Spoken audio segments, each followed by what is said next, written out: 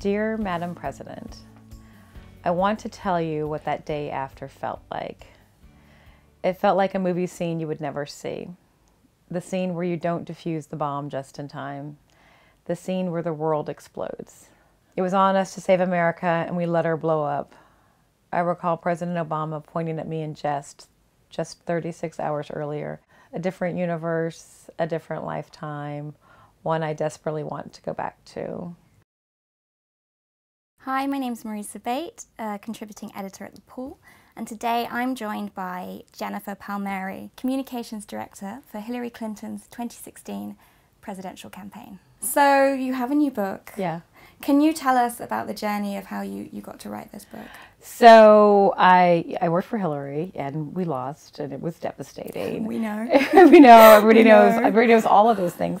But I really wanted something positive to come out of the experience, and I saw something sort of miraculous happen in America, which was, we lost, and there were a lot of women in America that were pretty distressed about that didn't support Trump, and you had to decide. Either you had to believe that men like Donald Trump were meant to win in America, or we need to do things dramatically different. And you saw as soon as the inauguration, so just about 2 months after the election, when we had our big women's march, where millions and millions of women turned out in the biggest demonstrations our country has ever seen to say, that guy doesn't represent me, and it was women chose to feel empowered instead of coward in that moment. And I wanted to explore, wow, what's that about? That's amazing. Do you think that if Hillary had won, would this fever and all of this energy that, I see that more women are running than ever for office in the States, and it's kind of spread around the world. We see it here in the UK as well. Do you think that would have, is that a strange, it's a strange one, right? Like, would that have happened with that? I think it wouldn't have happened. Yeah, it's interesting. I know. I think she needed to lose, and for people to see, oh, I got to look at this differently. And in my own life, I didn't think it was that big of a deal that Hillary was a woman. I just thought she was the best person for the job, and I didn't think it was that big of a deal to elect the first woman president, or going to be hard to do that. We had elected our first black president. That seemed to me to be the big watershed moment of, sort of shaking this notion of what the American presidency had to be, right? And so I thought Obama is going to be the gateway that's going to make it possible for other black presidents, for women presidents, maybe a black woman president. And what I found was it's just different. It's just different for women. And I didn't appreciate that while people thought Hillary was very capable and they thought she could do the job, which is progress, right? There's still a lot of unease about women who seek power and have ambition. And the higher that ambition goes, the more uncomfortable we become with it. Right, because she was the most qualified candidate there'd ever been. Ever. And lost to the least qualified ever. When you say it's amazing. It's also even amazing. now it's still amazing when you say it out loud. I know. When you say that, even though she was qualified, we have problems with women in power. Yeah.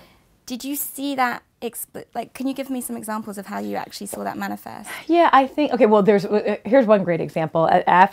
When she lost and she gave a concession speech on that Wednesday, and everybody loved the concession speech, and they're like, oh, and this is her friends are saying this to me. They're saying, where was this Hillary? Why didn't we see this Hillary when it mattered? If we could have seen this side of her all during the campaign that was selfless and, put the interests of the country above her own. It was very gracious.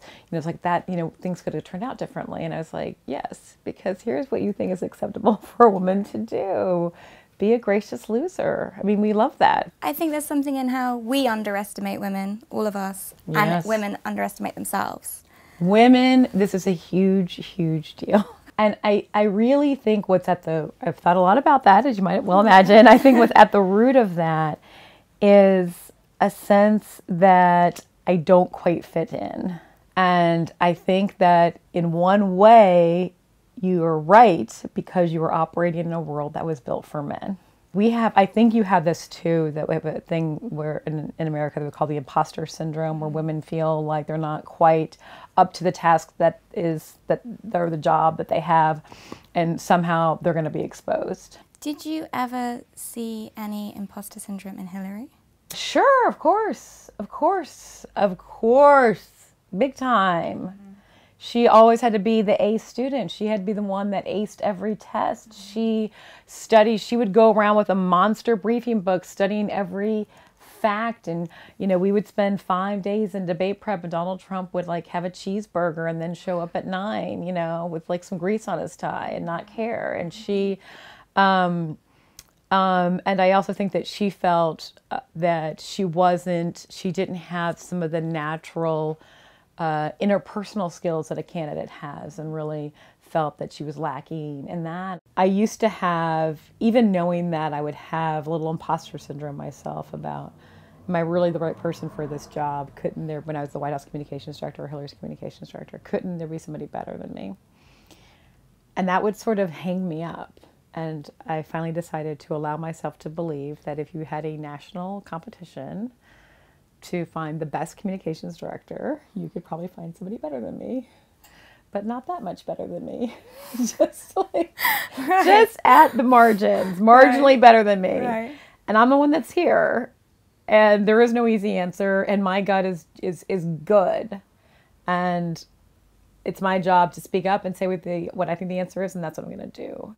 And I want women, young women in particular, starting out in the workplace, to know how much your voice is needed and your perspective matters. I think if you're in a room of 6 people and 2 are women and 4 are men, sometimes I think women will hold back.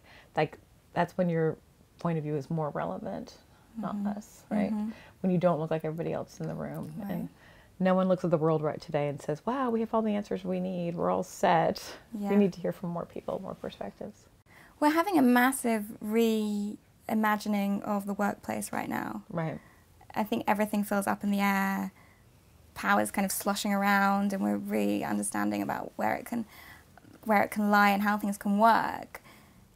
And you really took Hillary's loss as an opportunity in the book to explore precisely that. Right. How much do you think Hillary's loss and us watching Hillary and watching Trump informed the Me Too movement? Yeah.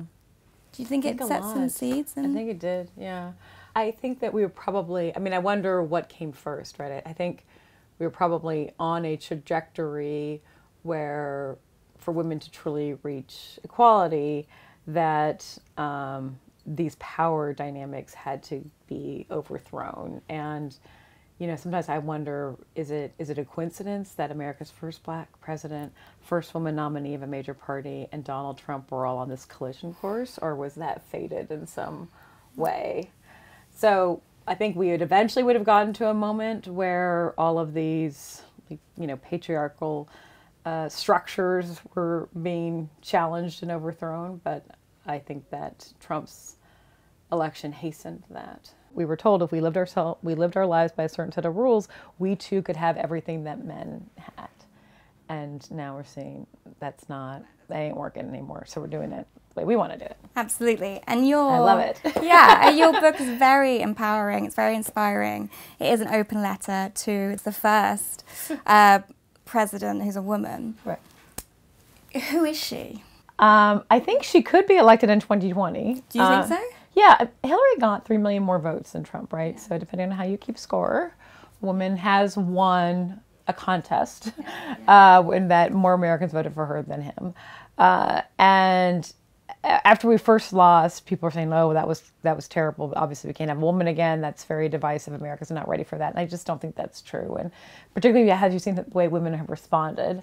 Mm-hmm. So there's a lot of. I think there's a few women who will run in 2020, and one of them could easily be the nominee and easily be president. There are 4 or 5 women on the Democratic side that could run, any one of whom I actually think could get the nomination. Who are you thinking?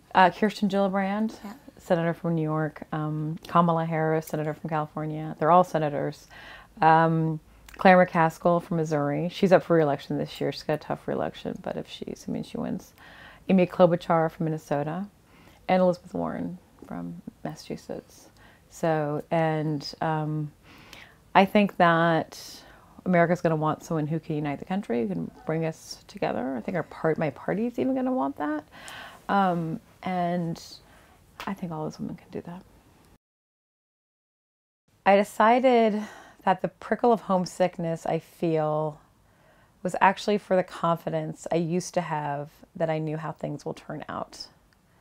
I miss my bearings. They are more central to my well-being than I had realized. I think a lot of women feel that way and initially viewed the uncertain post-November 9th world with unease. We had lived our lives playing by a certain set of rules and they had failed us. We didn't know what to make of it at first. Could it be that women are only meant to go so far in the world? No, that can't be it. Women haven't plateaued. It is the rules we were playing by that are outdated. We are learning to appreciate that with this uncertainty comes an empowering new sense of possibility. I look around at all that women are doing in America today and I am inspired. Women aren't just running for office in record numbers, they are winning in record numbers too. In the worlds of art, politics, and business, women aren't following anyone's rules, they are creating their own game. So you see, Madam President, having survived that unprecedented scene in the movie where the world exploded after all, we can now write our own happy ending. From now on, we will decide what is possible for us. This movie ends with women running the world.